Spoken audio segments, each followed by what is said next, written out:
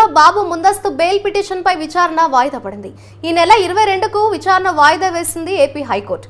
ఇప్పటికే మధ్యంతర బెయిల్ మంజూరు చేయడంతో విచారణను ఈ నెల 22 వరకు వాయిదా వేయాలని సిఐడి కోర్టును కోరింది.